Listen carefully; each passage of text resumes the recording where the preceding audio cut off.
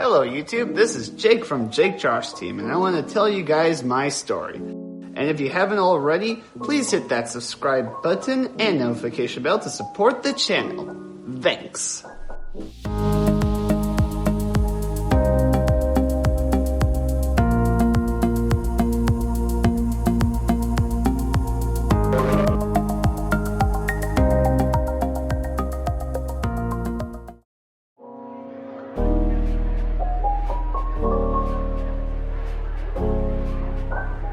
That summer vacation, I was thinking about what I wanted to do, but I still couldn't think of what I wanted. Fall came around and I started going to community college, still considering what I should study. Of course, I had another issue.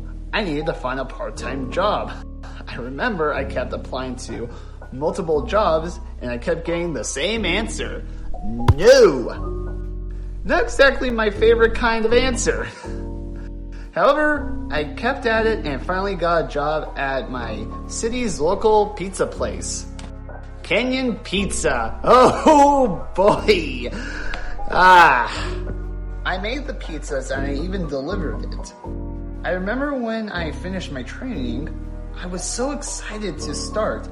But once I started, I noticed my manager was a two-face. He was extremely nice to me when I was being trained.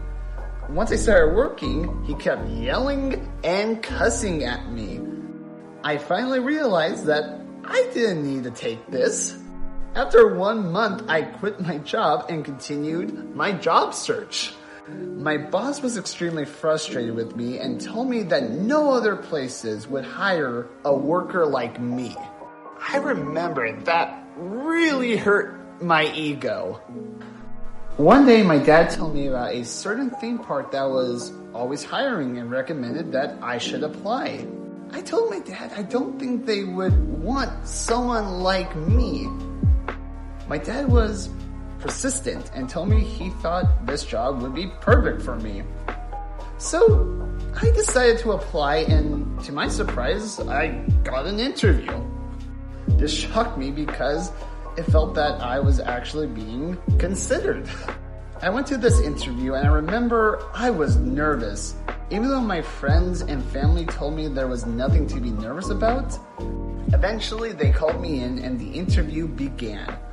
I forgot what they asked me, but I do remember they were impressed that my brother and I had that handyman service back in high school.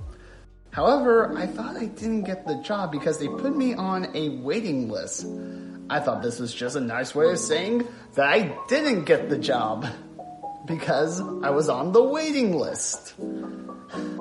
After 2 weeks passed, I got the job. I was going to be a busser/steward at one of the restaurants at this theme park. I was excited that I was about to work at the most magical theme park in the world. It was great. I met so many amazing people there. I even met someone who loved Yu-Gi-Oh! As much as me. We were both nerds, and we were proud of it. Even though I did get a job, I still needed to figure out what I wanted to study. When I finished my first 2 semesters, I finally figured out what I wanted to study thanks to my aunt. She informed me about public relations. For those who don't know public relations, it is the professional maintenance of a favorable public image by a company or other organization or a famous person.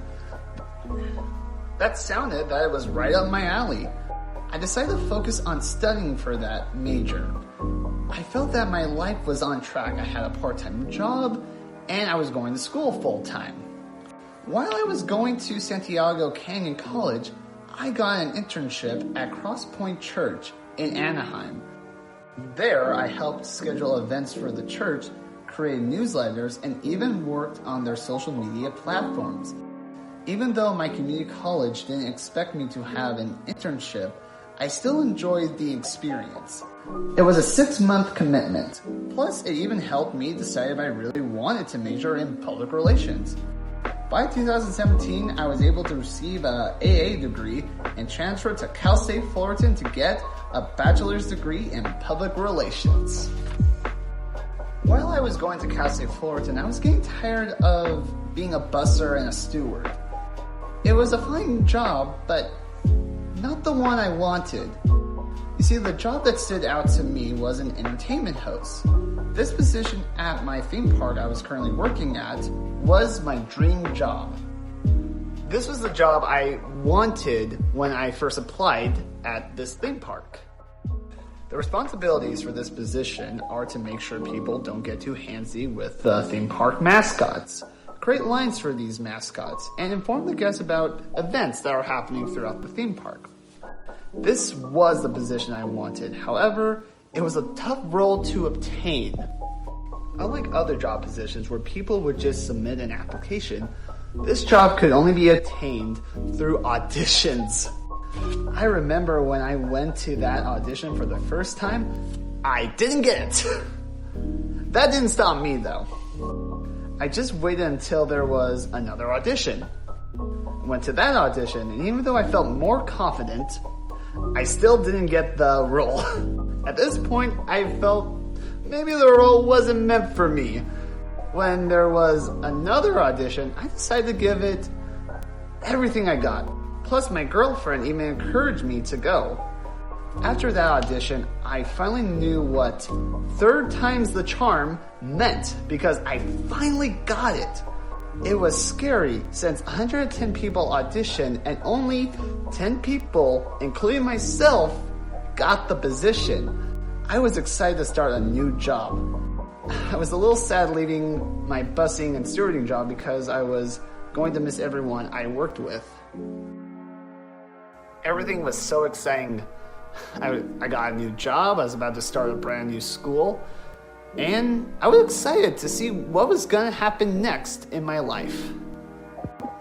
While I was going to Cal State Fullerton, I learned a lot about public relations, which makes sense since that was the major I was studying.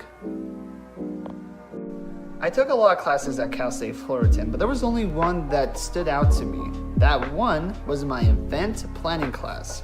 For my event planning class, I was paired up with 4 other people in my class. Our assignment was to promote an Australian film that would be shown at the Newport Beach Film Festival. We even had to get people to go to the screening of this film and come to the after party. The worst part was that this event happened on a Wednesday. Since it was a weekday, all my friends and family members were all busy. Fun fact, our professor was the CEO of the Newport Beach Film Festival. It was a crazy semester balancing my other classes and this one. This class took so much time, I even had to work on it during the weekends. It was a crazy amount of work to do. We were responsible to get donations, sponsors, videographers, photographers, and even entertainers.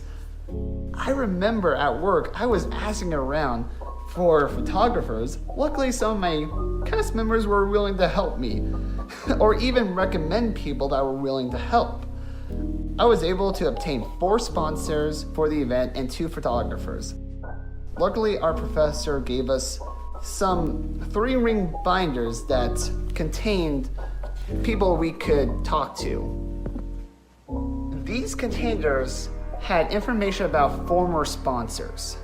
Our professor gave each member of my team their own binder to look at. Each member of my group agreed to keep a binder for themselves. My professor did inform everyone that he wanted all these binders to be returned to him when we submitted our final project. Eventually, the event finally came, and it was a success. Everyone had a great time, and we were able to get 324 people to come to our event. Granted, I couldn't really enjoy the parties since everyone in my group was responsible to make sure everything was clean. Once the event was over, it was time to focus on the final project, which ended up being 109 pages.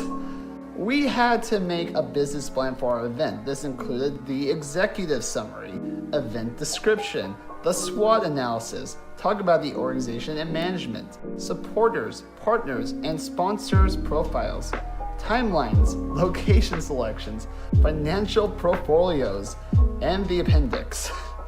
There was a lot of work to do. What made matters worse was that one of my teammates claimed they got hit by a car.